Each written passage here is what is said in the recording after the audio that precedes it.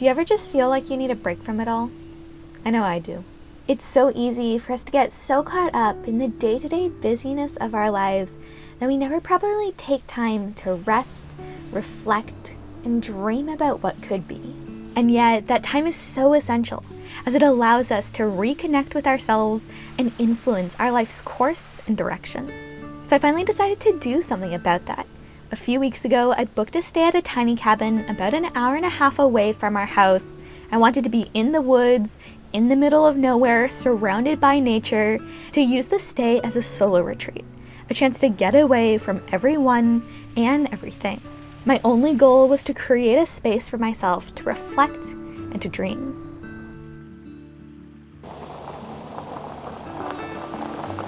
So arriving at the Getaway House, I started about settling in. This really was the perfect setting for my retreat. Getaway House is a line of tiny cabin rentals with locations all over the United States. Fortunately, there was one not too far from where I live. I decided to book one of their tiny cabins as the home base for my retreat because I just love their thought and intentionality behind everything. They're pretty minimally furnished in a very compact space, but everything is so tastefully done and really designed to help you appreciate nature and to get outdoors. My favorite part is the massive window overlooking the trees, and just walking in, I was just so inspired to paint, to read, to just spend time looking out from it. Then another touch that I really appreciated is the space comes with a phone lockbox. They encourage you to put your phone away so you can just spend time screen-free, which I just love the concept of, and I decided to keep my phone in there for the majority of the retreat.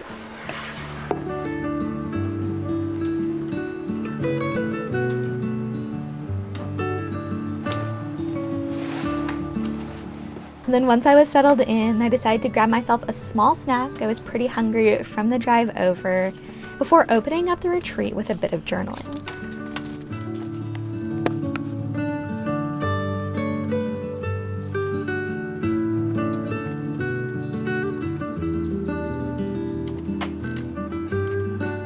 Journaling is something that I went into the trip knowing that I wanted to do a lot of.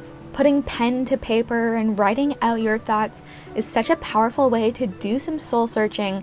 It really brings your thoughts and feelings to the surface.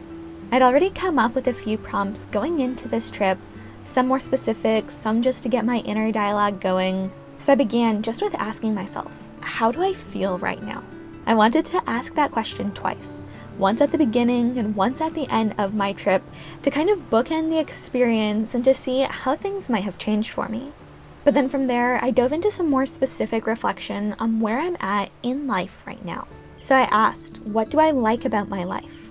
What do I dislike about my life? Is there anything I need to change? Or is there anything I need to do more of?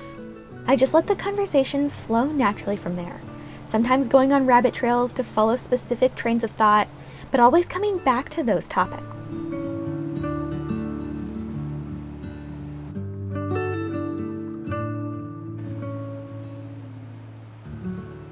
Then after a couple hours of journaling, I put my notebook away and decided to go for a leisurely walk to clear my head and explore the area before making dinner. It was golden hour when I went, and the whole place, the forest, the nearby pond, all of it, was just aglow with the light of the sun. There's something just so peaceful and calming about being out by yourself in nature like this that just feels so rejuvenating.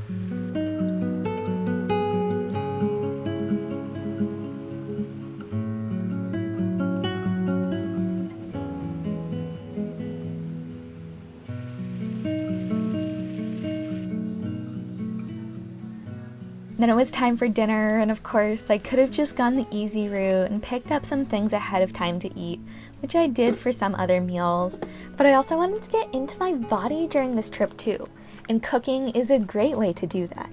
So I made myself a fire using some of the supplies that they had on hand. I have to say, I think there's something about starting a fire all by yourself as a female that just makes you feel so capable. Then I started preparing the food to cook over the fire. I brought a number of vegetables, seasonings, and some meat along with me on this trip, so I could create foil packets to roast in the open fire to have for dinner. I just chopped up some garlic, onion, red and yellow peppers, and then added them all to a bowl, tossing in some mushrooms and potatoes before creating a simple seasoning using olive oil, this 21 seasoning salute I got from Trader Joe's, some salt and pepper. Then I just tossed it all together, mixed everything up, and folded it up into a foil packet that I then put on the open flame.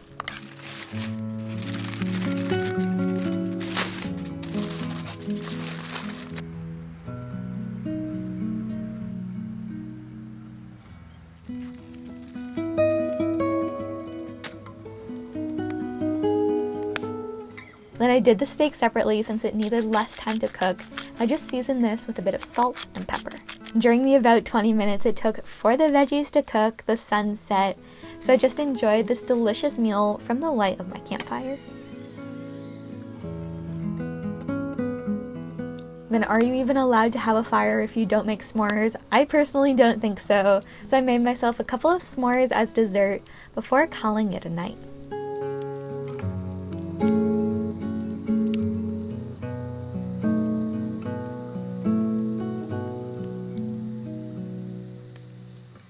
Then the next day, my routine was much the same. After sleeping in for about an hour longer than I normally do, my goal was to get about 9 hours of sleep or so a night. I woke up and started my day with just spending a bit of quiet time in scripture. The stillness of nature, the sound of the birds chirping was just such a lovely ambiance to wake up to. It was such a beautiful backdrop as I was able to engage in some much needed spiritual rest. It was perfect timing too. I didn't even plan it this way, but the reading plan I've been going through had me in Matthew 6, reading the passage all about anxiety and how God cares for us and will provide. It was just such perfect timing and something my soul needed to hear.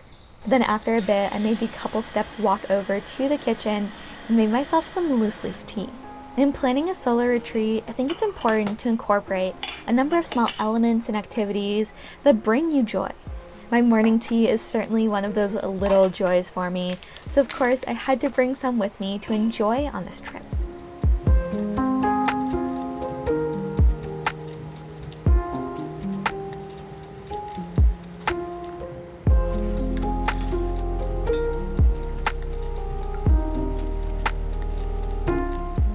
But once it was ready, I brought my mug and journal outside to begin my first journaling session of the day. The way I structured my retreat was pretty loose. I wanted to allow space to lean into whatever I felt like I needed in that moment. So the only real framework I gave myself was that I wanted to create space for at least 4 sessions of journaling. As I was at the Getaway House for about 48 hours, spread over 3 days, it worked out perfectly to give me one afternoon session the first day, a morning and afternoon one the second, and a final morning session on the third day.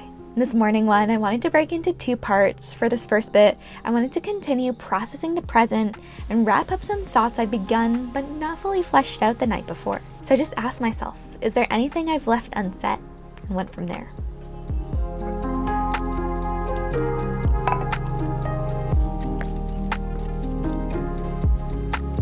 Then after I finished my tea, I was getting pretty hungry, so I decided to break for some breakfast and to do a bit of reading.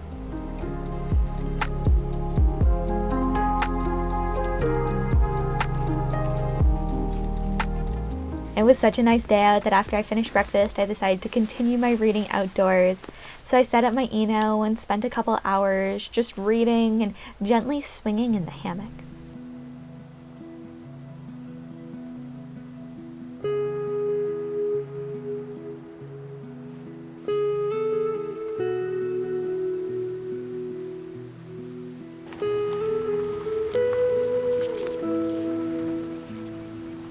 Then eventually I made my way back inside and continued my journaling session while finishing up my wrap from yesterday. And where to this point, a lot of my journaling had been focused around my personal life, now I wanted to turn my attention a bit more towards my work. So again, I asked myself some very similar questions, but just this time trying to focus it on my career, really getting a better picture for where I am now, what I'm struggling with, what I feel like I'm succeeding in, as well as trying to get a clear picture about where I want to take my career long term. Once I got to a good stopping point, I felt like it was time for a break to give my brain and my body a chance to rest and to recharge. Something I'd done to prepare for this trip was that I'd listed out a handful of restful activities that I wanted to spend time engaging in while I wasn't journaling. So I'd listed out that I wanted to spend some time reading, playing with watercolors, hiking, or going on a nature walk, and cooking. I had already checked several of those things off my list, but even though I'd gone for a short stroll the night before, I wanted to go for a bit more of an extended nature walk. Unfortunately, Getaway House actually has a really beautiful, if not a bit short one, on their property. So I just spent some time wandering through the forest, soaking in the sounds of nature, and just basking in the dappled light breaking through the trees.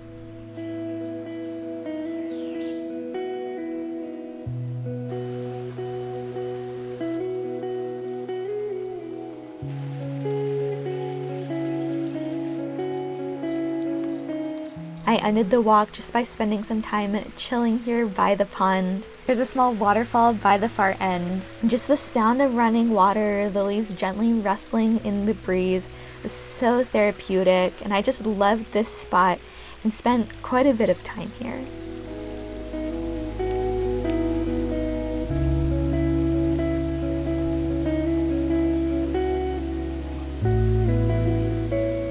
Kind of hard to describe what it feels like being in a place like this, but the best I can say is the atmosphere of this place really does infuse your entire being with just such a feeling of peace and tranquility.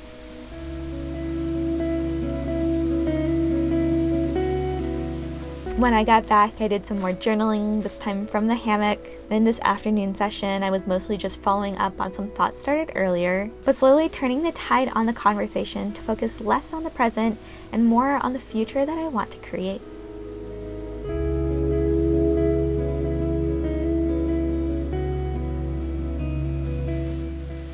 By this point, I was definitely feeling like I needed a bit of a creative outlet, so I got out my watercolors and began sketching out and filling in a little scene from my cabin site. And my desire in this time was not really so much to create some crazy masterpiece that I wanted to frame and hang up on my wall afterwards, but I just wanted to have fun and engage in some creative, artistic expression. For me, there's something about art that really does such an incredible job of getting me out of my head and into my body, and almost allows me to process my thoughts and emotions in a different form.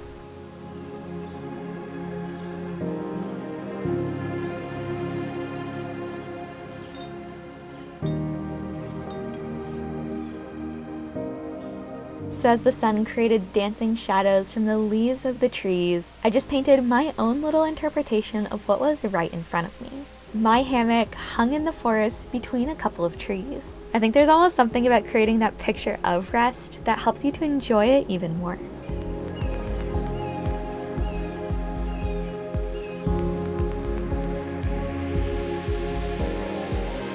And then as evening approached, I decided to forego the fire this night and packed my book and a salad I'd brought with me to enjoy by the waterfall as I watched the sunset.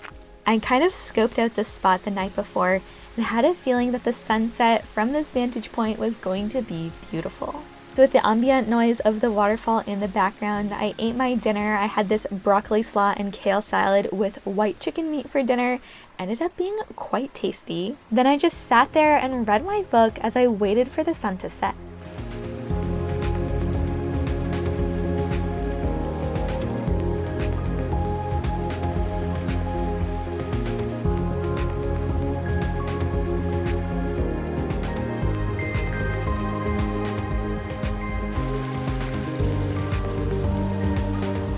Around 8 p.m. is when the sky really started to put on a show for me. And it was so beautiful watching the colors of the sky and clouds slowly change over time. It's just one of those things that feels like everyday magic.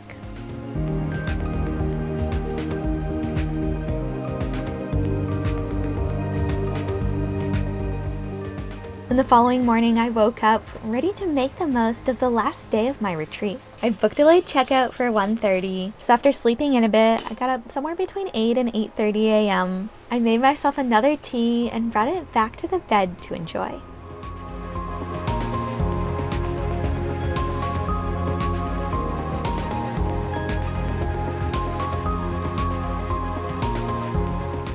And as I was just relaxing and looking out the window, again, I started feeling that creative spark, so I got out my notepad and did a bit of sketching.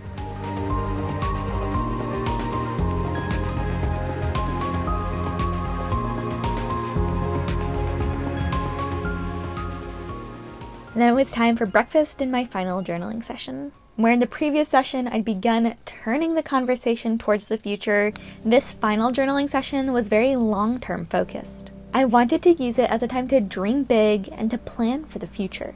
I really loved the sort of natural flow I'd been able to establish during this retreat, because by starting with the present, I was able to, by the time I got to dreaming for the future, really have a clear idea of what I needed to do to achieve and to get to where I want to be long term. The prompts that I used for this time were simple ones. I just asked myself what I wanted my life to look like in a year, in 3 years, and in 5. I find that dreaming too far beyond that 5-year mark is often quite challenging. Just so much can change, it's hard to plan that far ahead, but I love to engage in exercises like this that just help me to think through what my next steps should look like. Then as my time at the cabin was coming to a close, I just finished up with asking myself that same question I began with. How do I feel right now? And honestly, I was just blown away by the difference in my answers just 48 hours apart. Where I'd gone into this retreat, stressed, unsure, and feeling a bit anxious, my headspace now reflected a sense of peace, of excitement, and joy. I'll actually read for you the final sentence in my journal. I wrote, "This has been so needed, and I think I need to do one of these every year." And that feels right. I have a strong feeling this is about to become an annual tradition for me. And in perfect moments like this, don't we all just wish that time would stand still? But it doesn't. So as the time drew near for me to check out, I packed up my things and got ready to go. So I just put everything in the car, packed up my Eno, this can be low-key quite a bit of a task, said farewell to the Getaway House, and began my journey home. But I hope that you all enjoyed coming along with me for this solo retreat, and that it inspires you to plan and to go on one of these yourself. In the midst of the busyness of our daily lives, it is so refreshing sometimes to get away from everything and to rest. So let me know if you have any questions in the comments below. Feel free to share this with a friend you think might enjoy it. And as always, don't forget to give this video a like if you enjoyed it, and subscribe if you haven't already. I'll see you in the next one, friends. Bye.